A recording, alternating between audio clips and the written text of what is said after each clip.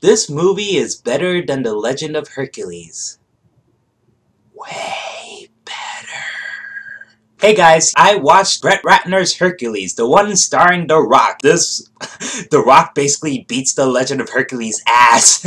Oh my god, this is an Academy Award winner compared to The Legend of Hercules. Jesus Christ. I expected a dumb but fun movie, but this is not really as dumb as I expected. Honestly, this movie is better than I expected. This movie is a different take on Hercules, and I kind of like it this way because in the opening, it shows Hercules doing the 12 labors, and yeah, it goes by fast. It goes by in 10 minutes. They just discussed his origin, then it goes to present time, and yeah, the trailers, I wouldn't say they're misleading, but it's not a movie that I expected.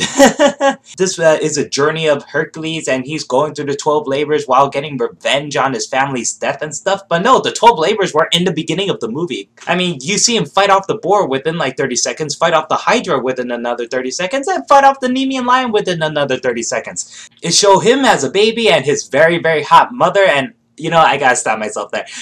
His mom is so hot. She was hot. And not just that, all the women in this movie basically had big breasts, and because bras were not invented back then, so their big breasts are bouncing around and stuff like that, and their clothing are very, very loose. So loose that in the beginning when Hercules' mother is putting the baby in the crib, and her dress almost came off. Then she slowly puts it back on, and the clothing is very sheer, so you could see her nipples and everything, and same thing goes for every single woman in this movie. Almost every single woman, actually. I forgot about the kick-ass Nicole Kidman Archer gal. She was great. And right after that, it immediately goes to present time, and Hercules is now a mercenary. And it turns out he has a gang, so he's kind of like Conan the Barbarian. I was a bit worried about this movie because Hercules now has a gang, but the gang are all pretty likable. I really like every single person in the gang. Well, almost. The narrator guy, the one who keeps telling the stories of Hercules, is actually Hercules' nephew,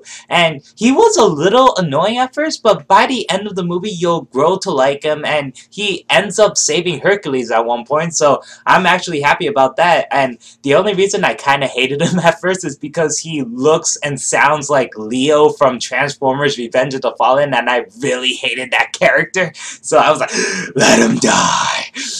Let him die! But no, he doesn't die, and he redeems himself in the end, so at least that's good. And we have Rufus Sewell, and I really liked him in Abe Lincoln Vampire Hunter, and here, he's charming, he's charismatic, he has a lot of funny jokes, and he is a bit of a pervert, and he's kick-ass with his blades and stuff, so he's shooting at everyone. I really liked him. The entire time, though, because he plays the villain so well, I thought that he's gonna be like a traitor to Hercules, but no, he was never a traitor. He's just a very good friend of Hercules, so I'm really happy about that. And also, there's a female archer who looks like Nicole Kidman from the 90s, and not only is she hot, she is kick-ass too. Oh man, I love her fight scenes. She's not only good for long-range combat, she is killing people left and right with her bow and arrow, but in close range, because her bow, at the end of her bow, she has like 2 short daggers, so she just slices and dices and everything with her bow, and it looks awesome. She's like Evangeline Lilly from Lord of the Rings, so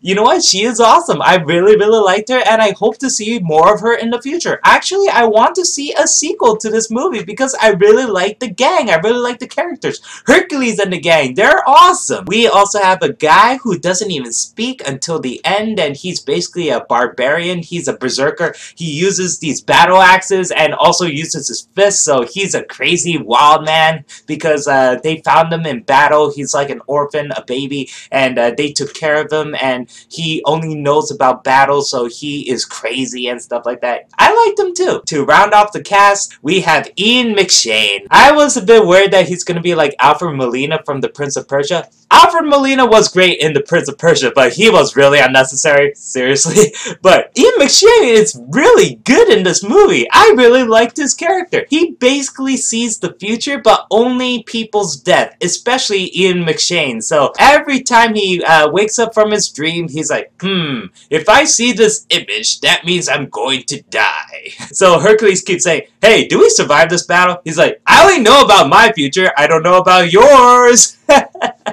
And he does drugs as well. At one point they reference the drug thing because he keeps having these visions, and Rufus Sewell's like, you know, if you're every time you're gonna use the herbs, you might as well share it with us. We want some epic dreams. And Ian McShane's like, oh, I think I'm gonna die today. So every time he thinks he's gonna die, he basically just stops fighting, and then he holds up his arms, closes his eyes, and waits for his death. So there's two scenes you saw from the trailers. There's one where fire arrows are being shot around him, and he's like, my time has come. So when the fire arrows shot down into the ground, he realized that everyone else around him got shot except for him, and he's like, damn it, it's not my day. And later on, you see him, he imagined a flaming spear thrown in mid-air, and then when he finally sees this, he's like, my time has come. So he does his arms thing, he closes his eyes, waits for the flaming spear to hit him, but then Hercules just stops the flaming spear and throws it back at the guy who threw it at Ian McShane. And Ian McShane is very disappointed by this. He's like, hey, that was my moment! And The Rock is like, you're welcome. Oh man, Ian McShane is great in this movie. He was the best part. But The Rock though, The Rock is a very good Hercules. He is very charming, and every time he smiles, he has the whitest teeth compared to everyone, so you love seeing The Rock smile. He pulls off the long hair look very well, and he looks badass with the lion's head on top of him. Jesus Christ. And here's the weird thing about this. In the beginning of the movie, you're wondering if these 12 labors that Hercules did are myths because he has his gang, and it turns out that they're trying to show how powerful Hercules is, but they're basically killing people around Hercules while it seems like Hercules is killing everyone on his own, but no, it needs the help of his gang. The entire time you're wondering if he's actually the son of Zeus, if he's actually half mortal, half god, or he is half mortal, half god, but he's not fully half god, you know? He's not as strong as a god. He's just a very strong human. So he's like Captain America, basically. But he does these epic stunts that only a god can do. So he like punches a cart into the air, then kicks it at people, which slams them into spikes. And you're wondering, so he's basically a god, but he also bleeds, cuts easily like a human, so you're wondering if he's indestructible or not, so it's very confusing. So you're wondering if he's just a very strong human like a Captain America. But then he does these awesome stunts, like near the climax, he basically breaks a statue and a tower with his bare hands without the help of his comrades, and you're wondering, okay, I would believe the 12 labors he did on his own. I would believe that he killed the Hydra. I don't get this. And it turns out that the Greek monsters don't really exist in this movie. So, yeah, everyone sees things very differently. And I really like that about this movie. This movie is not what I expected. It's actually smarter than I expected. So, kudos, Brett Ratner, kudos. Sure, it's still formulaic. Sure, it seems like a Rush Hour sequel except with Hercules. But it was entertaining, and if that's what you want in a movie, that's what you get. I mean, this movie is violent as hell, especially for a PG-13 movie. Dead bodies littered all over the ground, covered in blood, decapitated heads on pikes, and you see people's throats getting cut and stuff, and blood gushes. I don't know how they got away with this. I mean, the nipple thing I'm okay with because they're actually fully clothed. I mean, their breasts did not fall out and stuff, even though I kind of want them to, but the violence, dead bodies all around, and Ian McShane at one scene rides a chariot and he pulls up a weapon that's like a huge long-ass sword and mows people down with it, and their throats are getting cut off and stuff. So, Jesus Christ, this is violent. So I had to double check the rating, and I'm like, this is PG-13? Jesus. You know what? Probably the Expendables 3 is gonna be freaking awesome because Expendables 3 is now PG-13, and I'm like, if the Hercules can get away with this, Expendables 3 can! Jesus Christ, probably they'll show decapitated heads and blood gushing and guts spilling out and stuff, and it'll still be PG-13. I'm loving how each movie now is testing the limits of the ratings. This is just great. It's glorious. There's a scene where it kind of rips off a God of War when The Rock uses chains to kill a guy, but it's very quick, and even The Rock's like, nah, I shouldn't do this anymore, it feels wrong. And yeah, every time The Rock yells and screams, you can feel the vibrations in the room. Oh man, the sound design, the sound effects are very, very good. It's bone crunching too, so every time The Rock bashes people's heads in, you hear bone cracking and stuff. Oh my god.